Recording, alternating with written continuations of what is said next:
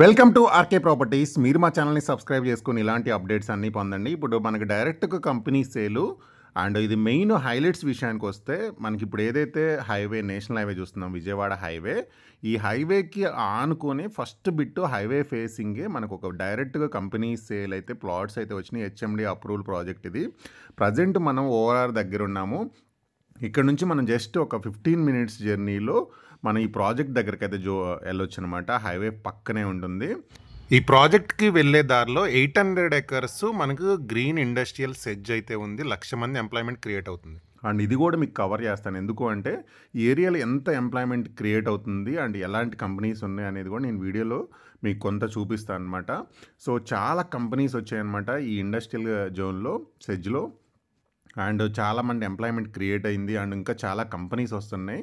And మీకు sample పర్పస్లో మనం కొన్ని ప్రాజెక్ట్స్ అయితే నేను ఇప్పుడు ఏదైతే కంపెనీస్ వచ్చా అవన్నీ మీకు వీడియోలో అయితే నేను కవర్ చేస్తాను.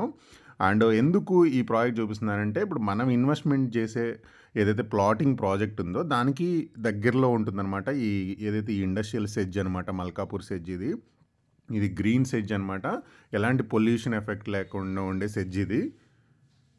అండ్ లొకేషన్ వచ్చేసి మనకి విజయవాడ హైవే, మల్కాపూర్ అనమాట. డైరెక్ట్గా కంపెనీ వాళ్ళ సేలే ఉంటుంది. మీకు 0 బ్రోకరేజ్ ఛార్జెస్ ఉంటుంది. జస్ట్ ఏదైతే సెజ్ దాటి కొంచెం ముందుకు వస్తే మనకి హైవేకి ఆనుకొనే ఇదే మీరు చూస్తుంది వచ్చేసి మనకి విజయవాడ హైవే.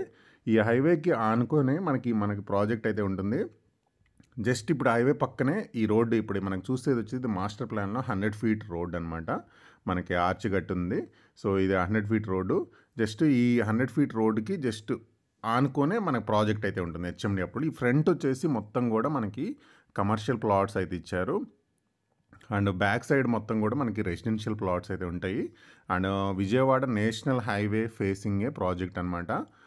లొకేషన్ వచ్చేసి మల్కాపూరు. అండ్ ఇప్పుడు మనకి ఫస్ట్ వచ్చి కమర్షియల్ ఉంటుంది. అండ్ మినిమం మనకి హైవే పక్కనే ఉంటుంది అనమాట. 150 స్క్వేర్ నుంచి అవైలబుల్ ఉన్నాయి.